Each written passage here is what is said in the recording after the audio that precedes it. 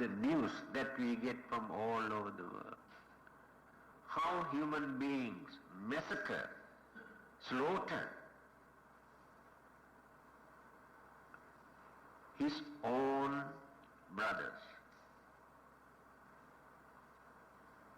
We are human beings. Dalai Lama once mentioned in his article, he said, when I happen to meet another person, I never think that this person is a Chinese or Europeans or Asian or dark or white or yellow, whether he is a Buddhist or Christians or Hindus or Muslim. I never create such ideas in my mind. I feel I met another person of the same human family. This is the Buddhist attitude. So, the situation is very, very sad. Human beings are not living as human beings. More and more craze, greed, jealousy, selfishness, hatred, revenge, enmity. These are the things every day going on developing in the mind. But how many human beings are there on this earth today who develop this kind of kindness, compassion, patience, tolerance, honesty, understanding? Then where are the humane qualities? So we blame others, we accuse others, we pray to heaven asking peace. Heaven cannot drop this peace on our head. We have to create it because our mind creates all these things. This is the situation. That is why the Buddha said, we say it is not practical, very hard to practice. It is not an excuse. If you like to have peace, happiness, security for our living, we have to cultivate our way of thinking in this way. No other choice. So better to stop nearly 1.5 hours today. I think next day we can complete everything. Day number 9, the stanza. Tithang charan nisinnova sayanova yava tassa vigata middho etan sating aditteya brahmametan viharang idhamahu.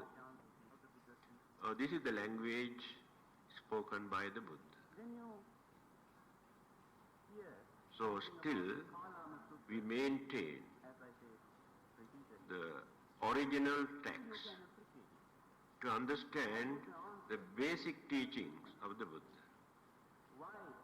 So when we are going to explain, we use another language. That was the question of the Kalamas, the people who lived in the Kesaputta, one of the meaning, towns in India. Whether he stands, walks, sits or lies down, as long as he is awake, he should develop this mindfulness. Some people call Kalamas lived there. This, they say, is the highest conduct here. So these are very simple words. They came to him. There is no difficulty for you to understand the meaning of these words. And sat down.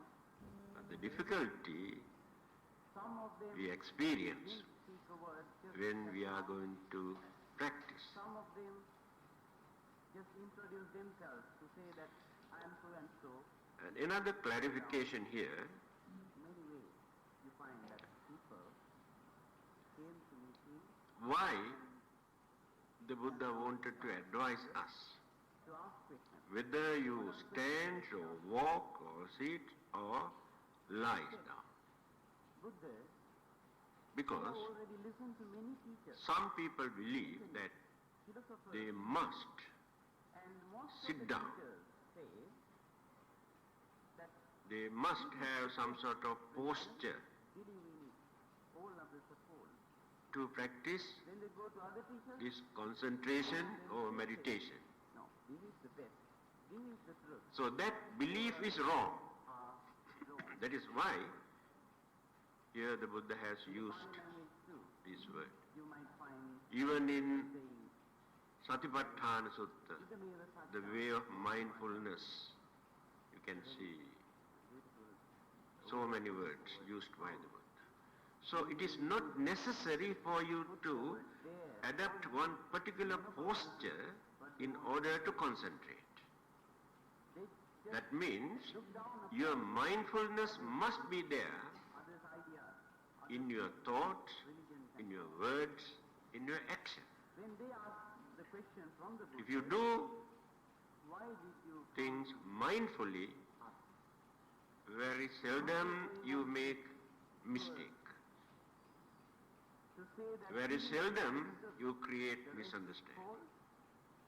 That is why do you say something new? when you talk, If you say you have to talk mindfully, thinking what you talk, to whom you are talking, what is the subject that you are talking, whether it is interesting or harmful or dangerous or useful or not. don't believe in People just go on talking, all sort of things.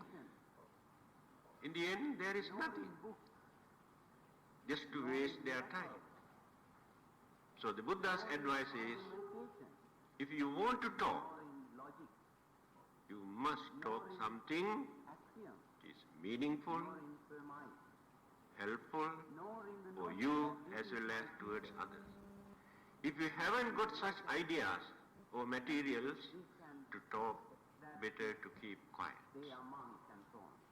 Now this is the Buddha's These ways advice. that Buddha spoke. You can say, That yes, Mala- mouth is to talk. At the Yes. end, they found Food is for you to eat. Do you eat everything? What will happen to you if you eat everything? and anybody can That is why you have to choose follow your ideas, make your them words, enough to listen even how you present your ideas, clarification, your tone, further. how you emphasize certain words. Follow. These things are very important. If you on your own feel So when you talk mindfully, that you have to adapt art of talking. good, wholesome, The Eighth Noble Path, skillful right speech for yourself, and means art of talking. put it into practice. That means That is what is called good. you must know when it is necessary to talk. Wholesome. Not necessary for you to talk always. Explained further. There are many occasions that you have to keep If quiet. you find on your own again that this and that is incorrect, useless, You can avoid lot of problems and misunderstanding. useless, Those who know things talk very little. eradicate Very seldom they talk. you of such things. Those who do not know Buddha talk a lot. what good and bad are. This is the problem. And the Buddha then So asked here- the question, Kalama, For our concentration, what is your opinion about greed? whether we are walking or standing or sitting or lying down, Going to an if we can fix our mind what is to your one opinion about particular object then Kalama, without allowing our mind to run here and there, it is called concentration. what about Again, that is the subject of the anger, matters, the ideas such foolishness? that we concentrate The Kalama again answered, must be free no Buddha, we don't from such hatred, jealousy, anger, selfishness. illusion, moha. Otherwise, that concentration Again they thought a while and answered, accumulates more evil forces no, Buddha, we don't like that. into your mind. Then You Buddha said, charge the battery if you understand in your mind, that they are not good, accumulate more rubbish, wholesome, more mental energy, later you can your duty to divert, you can direct try to to do abandon more them harm. and eradicate them gradually. You can't So for our concentration also, there must be suitable therefore objects. try to apply some positive, And here wholesome quality we are concentrating on that you can eradicate our friendliness or goodwill or loving kindness. greed, hatred and To do that, step by step, we had to remove and Phalama solitude happier. our anger, jealousy or ill will or grudge If you don't like from our mind, at least for the time being. better Without doing that, you cannot radiate, you cannot concentrate, you cannot develop this mindfulness that is opposite of on your goodwill or friendship or if you go to the extreme friendliness. of greed, desire and so on, At the same time, be aware of your greed. You can't by concentrating, get control you can radiate your mental waves. yourself as you really You are. do not know how they work. You will mislead yourself. Even modern psychologists and scientists have tested in various ways how these mental waves really work That you can't harm down. to help others Ask them to see the or opposite to side. disturb others. That is greed.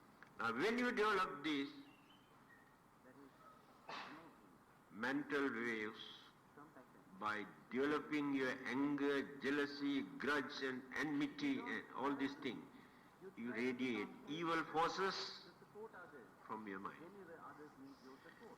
If you divert Try to become as rich, these healthy. towards one particular person Here you apply or a group, what is compassion? and they too experience some sort of bad effect. Different from person to That is called cursing. Buddha's compassion is We can curse people. the highest compassion that one can develop. By cursing, If you develop we accumulate more and more evil forces in our mind. We create bad karma through our mental pollution. that is So it is a bad karma. nibbana. Even worries also create bad karma, Different levels of compassion.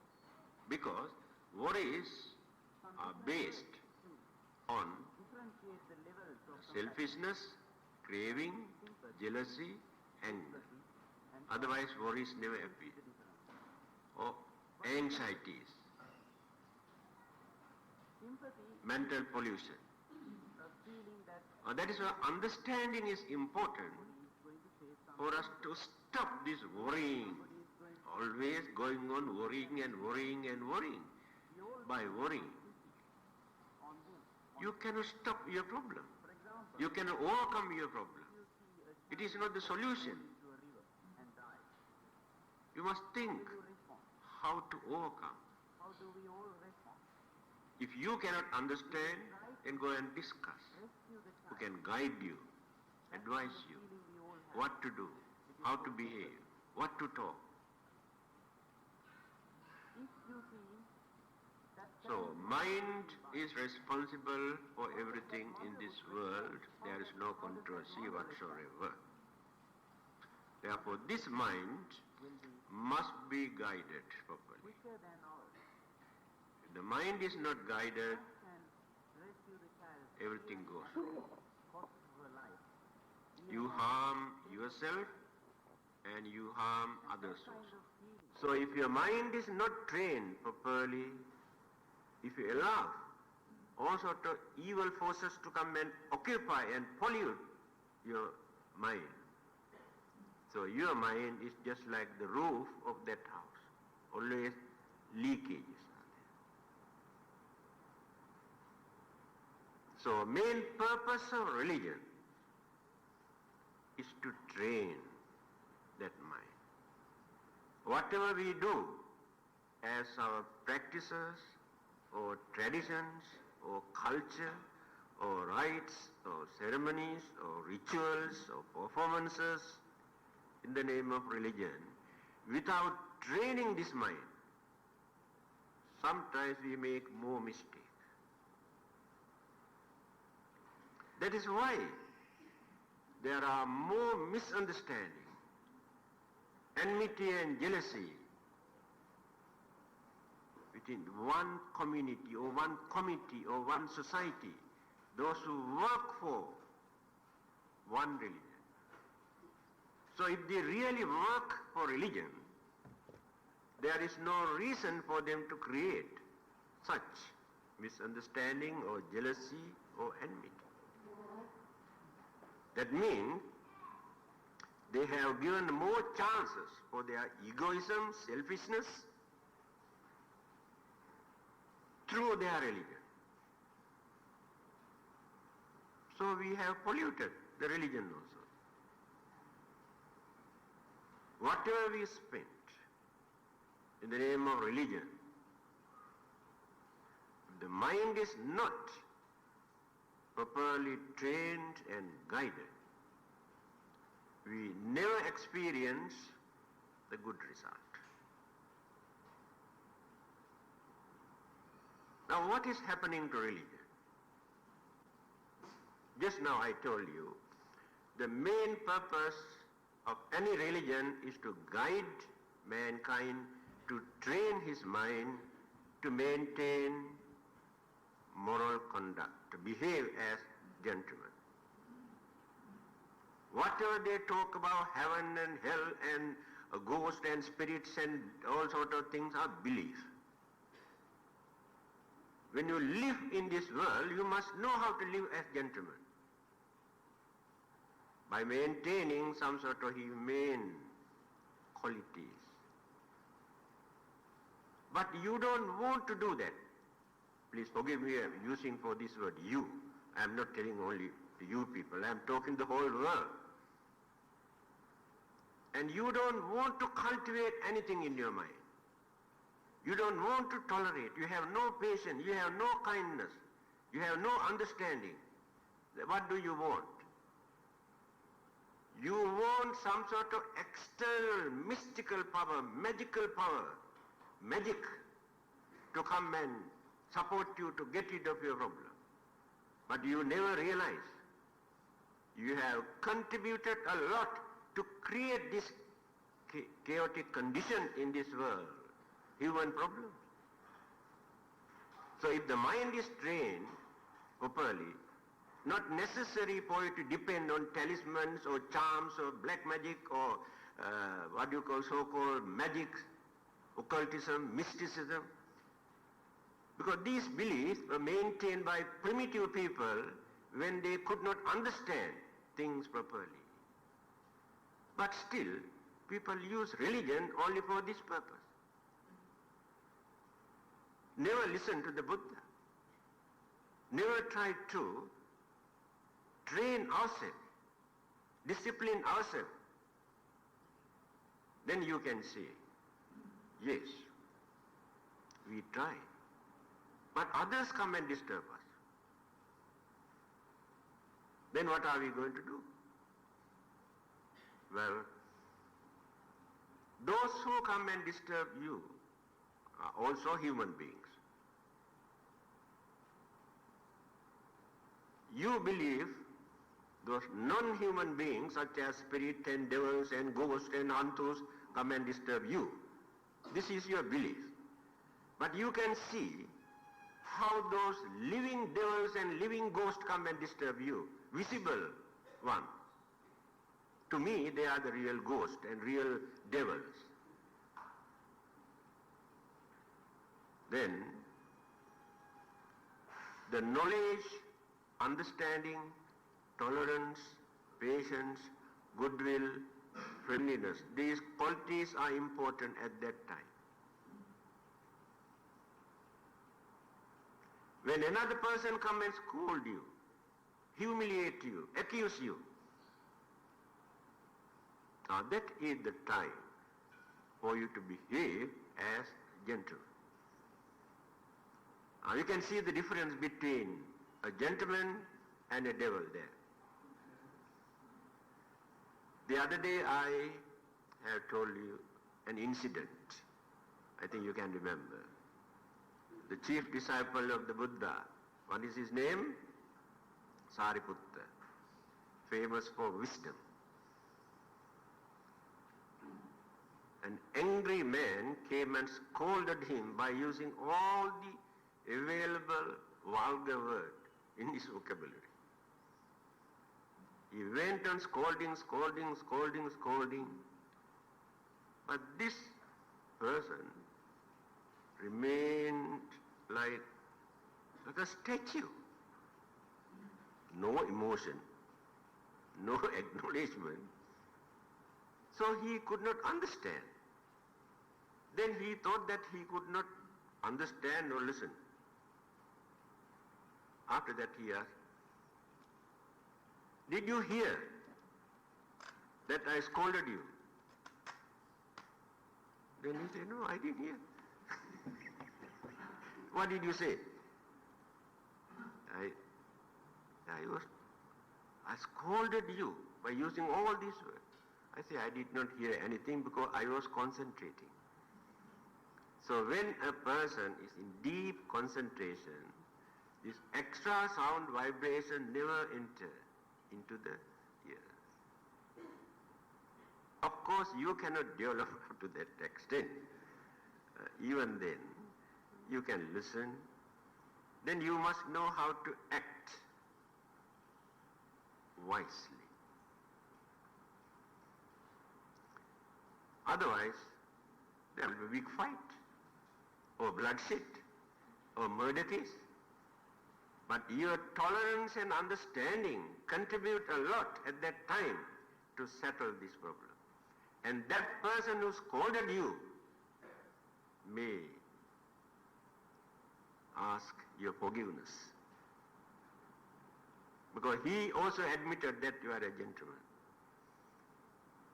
This is the nature of a religious man or understanding man and ordinary man who has not developed his mind. Especially Buddhism preaches for us to practice. Then you say it is very hard to practice. Yes, it is very, very hard. Not very hard, very, very hard. If it is so easy, there is nothing for us to talk, nothing to preach. That is why it is necessary for us to practice as much as possible. Now you can understand, according to your experience, on certain occasion, by adapting this attitude, how you could manage to avoid or overcome a lot of problems and difficulties. So we have to develop this.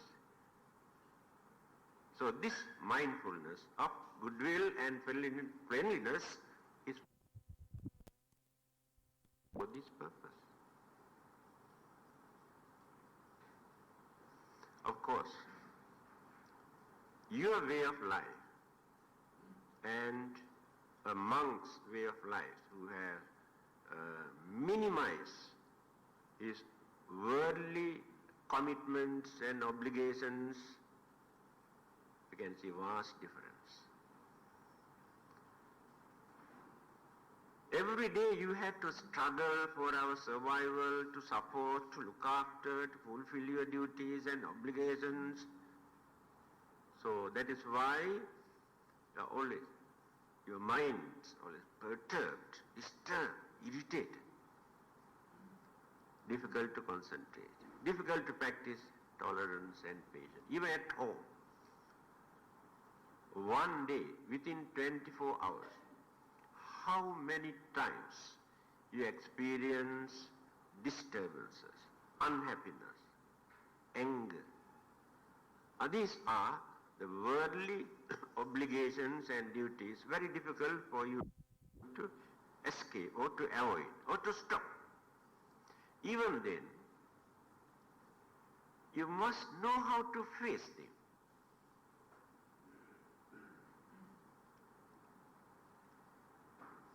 if you can understand that certain things you can overcome by adopting this method. You can avoid certain things if you adopted this method earlier.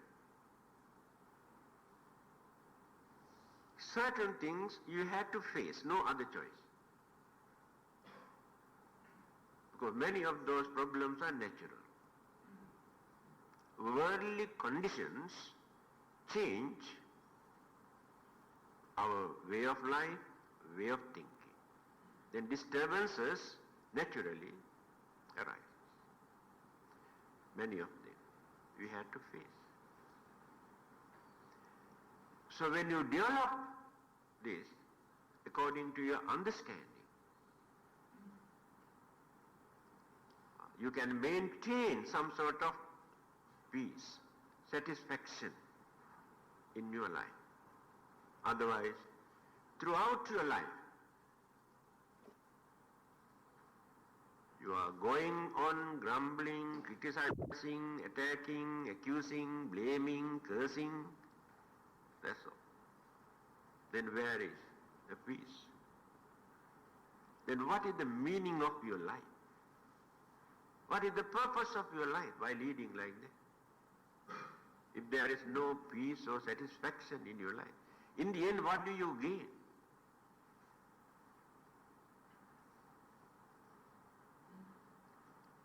Then,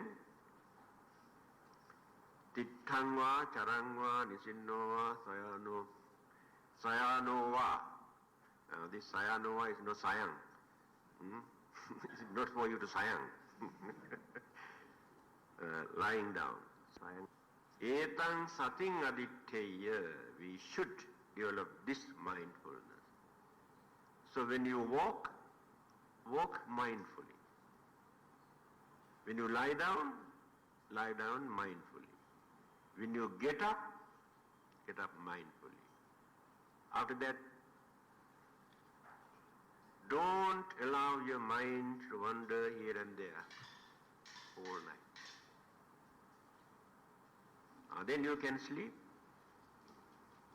because you have not irritated your mind before you go to bed. You can sleep, then you won't get bad dreams also. That polluted mind creates bad dreams.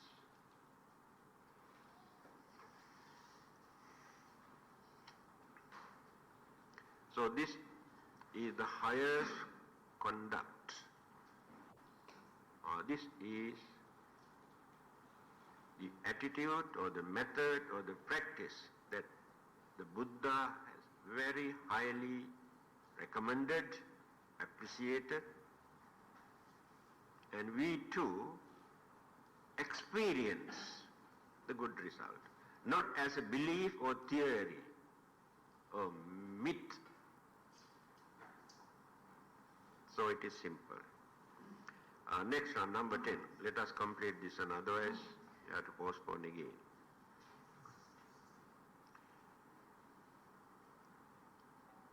Dittang dittincha. Dittincha anupagamma silava dassanena sampanno kamesu vinayagedham nahi jatu gabbhaseyang punareti. That is the last one. Meaning, not falling into error, virtuous and endowed with insight. He discards attachment to sensuous desires.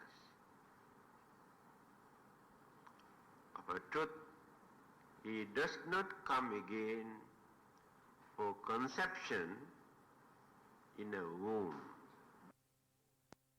Not falling into error, virtuous and endowed with insight.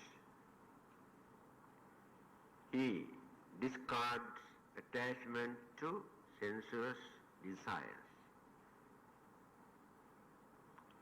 of a truth, he does not come again for conception in a womb, not falling into error. That means that trained mind are still subject to get into trouble. That means external sources or forces or internal, our imaginations or concepts can disturb this mind, because we have not completely eradicated our greed, hatred and ignorance. The main roots still remain, the germs still remains there in the mind. So this situation prevails, the mind, until we attain the higher stage of sainthood or arahanta or Buddha. Below that level, still the mind is subject to certain disturbances, but not like an ordinary man. Mind is well trained, but chances are there to perturb, disturb that mind. So therefore, we must know how to guard our mind. Why it is necessary to guard our mind? Our five senses always brings objects and disturb the mind. Certain things we like. Then we develop craving, attachment. When you develop this craving and attachment toward that particular object, we entertain our human emotion. So we get emotional satisfaction for the time being. And this emotional satisfaction is temporary, only for the time being. Later, when certain other defilements mix up with this, then the trouble starts. You can understand this. I can give a very simple example. You want to get married.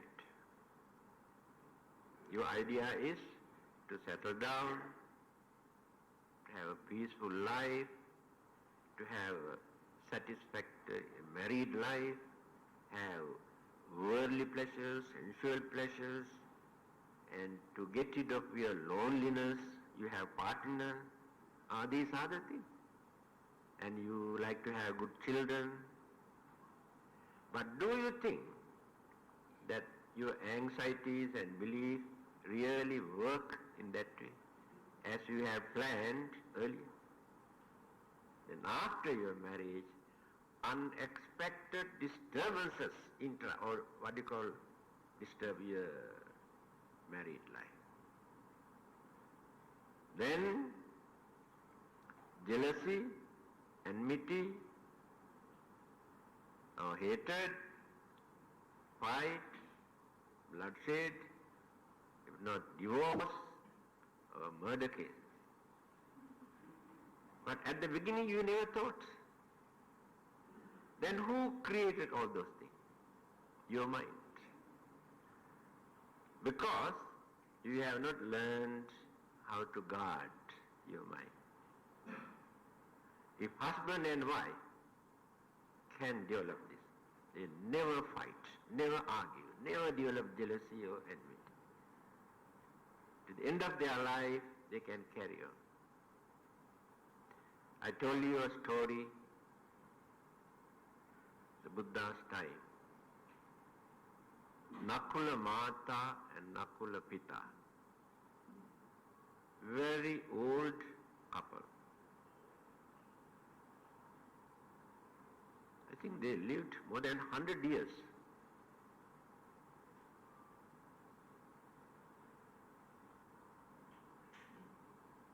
On many occasions, the Buddha has introduced this couple to others. Look at it. They say, this husband and wife never had any misunderstanding or argument during their married life. Never faced such problem. Always mutual understanding, cooperation, share everything in their life. You also must follow this couple. Later, they came and reported to the Buddha.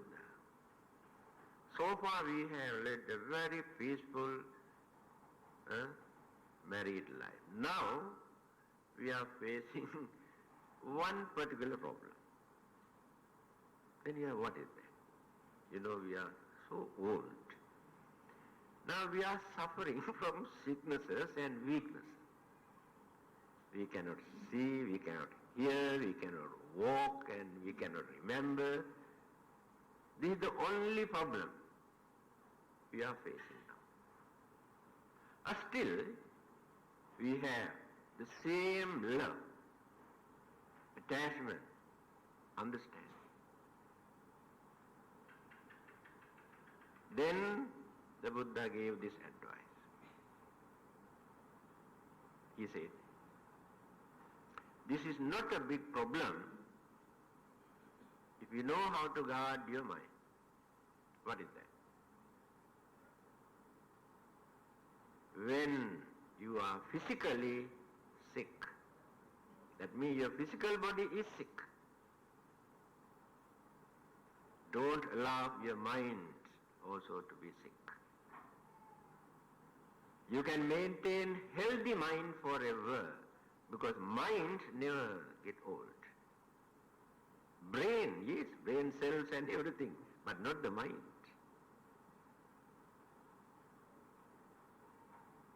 In spite of old age, sicknesses, still we can maintain healthy mind. This is one of the best advices given by the Buddha for us to maintain. So when you are sick, don't allow your mind to create all sort of worries, thinking, oh, you are going to die. Then what will happen to you if you die? The earthquake may take place just because you die. You know, the whole house collapse when you die. Not in that way. Then you have to think. Old age is natural. Nobody in this world who can stop it. Then I have to face it. You challenge with old age, maintain healthy mind. Then all sorts of sicknesses. Why should we suffer from all these sicknesses? We have done a lot of good work, meritorious deeds, blessing, listening to chanting. Why these sicknesses come to us? At that time, you have to think how the Buddha suffered from various sicknesses. Do you think he never concentrated? Buddha is not the physical body. So, sicknesses are natural. How his chief disciples had to suffer from various sicknesses. That is how sufferings, they talk about suffering and they prove that it is true. Then you can maintain healthy mind although you are sick. Then old age. Nobody likes to become old. For an old lady or an old man, you say, oh, still you young, oh, they feel very happy. Maybe 60 to 70 years old. You say, oh, look young, still roast chicks, Oh, they feel very happy, especially ladies, They never reveal their age, That is natural. So when we reach age, it is a Chinese saying, I think. Yes. One Chinese scholar told me one day, when the fruit is fully ripe, the tree, change the color into orange color or reddish color. Leaves and the fruits change the color. And after that, the fruits, the leaves, never remain on the same tree. One day, this definitely must drop. No one can stop it. You can stop by supporting, then get rotten there. You cannot stop that. It's a Chinese saying. So we had to philosophize, that analyze our life. Plant life or this life, body is the same. Here we have a mind. This is the only difference. Plant life has no this kind of mind. We can understand things properly. So when we concentrate on these problems, we can maintain healthy mind without creating frustration, disappointment, unhappiness, worries in our mind. This is the advantage of Buddha's teaching. He never tried to hide anything. He asks you to concentrate or contemplate from the very beginning. One day, definitely, sicknesses come to me. I have not gone beyond. I am subject. One day, old age come to me. I cannot stop it. Then I have to face it. One day, death come to me. Nobody in this world who can stop it. Then I must face it. Even well-known poet, Shakespeare, also mentioned in one of his poems, when the death come, let it come. Why do you want to stop it? It is impossible. In his poetic language, he mentioned this. That is Buddhism. Then the troubles, problems, disturbances, misunderstanding, calamities in your family, in your society, these things are also natural. Man's mind is responsible for all this. You can avoid so many things, you can minimize many of these things if you have adopted some sort of religious life. Then you cannot stop worldly conditions. Remember, the situation or the formations of this world and the worldly condition is not in your favor. You won't get everything up to your satisfaction. Always you get disappointment. Nature also cannot satisfy you. Why? Take for instance. Now you need rain for your cultivations or some other purposes. And you need sun to dry something. To them, rain is a blessing. To you, rain is a curse. Then how can nature satisfy you? Wind. Some people say very hot, no wind. So they open windows and this and that, they need wind. And those who suffer from certain sicknesses and flu and this and that, hey, wind, come close the window. To them, wind is a curse. To others, it is a blessing. Everything here in this world is like this. There is nothing for us to take absolutely. This is right, this is wrong. Because this is our word. The temporary. Goodness to you, yes, to some people, but to some others it's very bad. Certain things. Good and bad always like this. One man's death become a blessing to another man. It's always like this. So good and bad, these two words created by us according to our definition. But in absolute sense, there is no such thing as good or bad.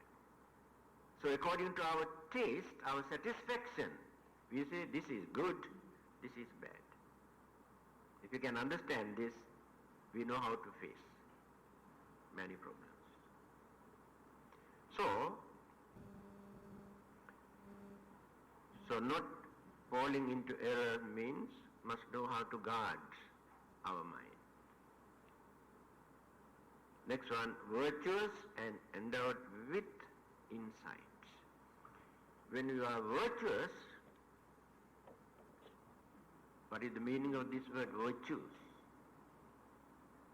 Virtuous means humane qualities. The way how we cultivate our way of life without creating disturbances and without polluting our own mind. This action or thoughts or words become virtues. What are the words? So our kindness is a virtue. Others may take advantage. We should not grumble for that. Every good things in this world, people can abuse, misuse, misinterpret for their own benefit. So you cannot blame for that. So kindness or compassion, honesty, then patience or tolerance, understanding. These are the virtues or the humane qualities. So without cultivating these things, it is impossible for us to guard this mind and to develop anything in our mind. So here, insight. Why do we want to use the word insight? This is English word or Pali word used by the Buddha for vipassana. For meditation we use the word vipassana. So in simple English you can say, see things through proper perspective, not as they appear. Because we take wrong identity. By using our little bit of senses, we identify, recognize and introduce, create our own concept. But the truth is not there. So we have to develop this mind to use the penetrative mind, to analyze, to understand what it is. So the development here, insight, means that understanding. Then we realize what this body or what this life and the nature of this world, we realize. That is called understanding. In simple language, proper understanding of anicca, dukkha, anatta. These three words. That is development, insight. That means anything, the life or otherwise, that which exists in this universe, not only in this world, subject the universal law of impermanence. nobody in this world who can change it. Whether it is human life or any other kind of life, or matters or elements or this or that. Otherwise no existence. Anything that which exists, subject to that impermanence. Sabbe sankhara anicca. In other words, introduced. All those sankharas, sankhara means components of elements and energies, take different forms. Human beings, animals, plants and all these names. But all one word is sankhara. So when those accumulated compound factors, elements, energies, forces dissolve, disintegrate, change, that is called impermanence. Can you stop this? That realization. Then sabbe sankhara dukkha, dukkha. In everything, either at the beginning or the middle or in the end, we get some sort of unsatisfactoriness. It is natural. That is why always we grumble, because of this unsatisfactoriness. When you gain something, you cannot satisfy. You want something else. New brand, new label. Throughout your life you are going on changing, no satisfaction. Can you satisfy with your body? Can you satisfy with your families or your property? In the end, when you are going to die, you create frustration, disappointments, unsatisfactory. This is natural. This understanding. Sabbe dhamma anatta. Why? The Buddha has used the word dhamma here, without using sankhara. Sankhara means components thing. Dhamma is not component. Space is not component. Nirvana is not component. Free from these things. Unconditioned. But all these things are under these conditions. Universal law, subject to this impermanence and unsatisfactoriness. So we are trying to gain something which is free from this unsatisfactoriness and impermanence. That is the ultimate aim, final goal of Buddhism. Not heaven or paradise or any other world.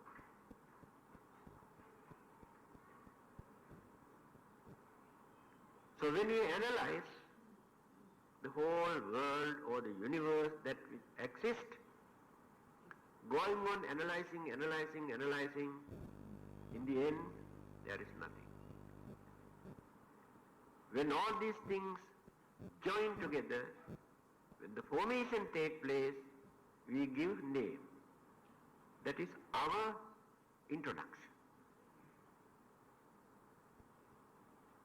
So that is called voidness in everything, one day. This development of this understanding in our mind is called insight. So slowly we are approaching, developing. Otherwise, forever we are going on complaining, grumbling, fighting, that's all. If you think this is not practical, applicable to you, it is up to you. remain. Fight every day. But don't grumble when problems come.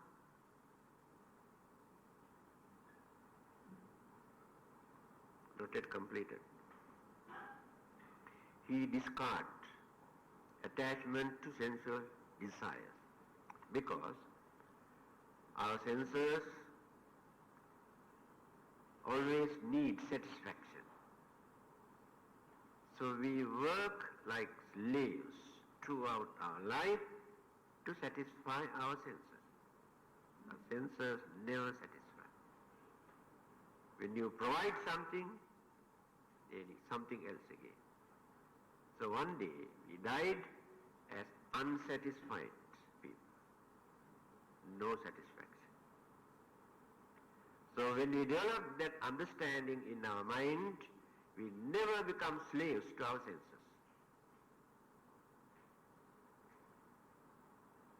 Then, of a truth, in fact, he does not come again for conception in a womb. So now I would like to ask this question. Why did the Buddha use this word? This person who developed his mind up to that maximum level never enter into a mother's womb again. Without using the word, this person can stop his rebirth. By developing our mind, realizing the real nature of life and existence, we have cultivated, but even then, we have not completely eradicated our craving and ignorance. Because of that, existence again takes place. But not as human beings or animals.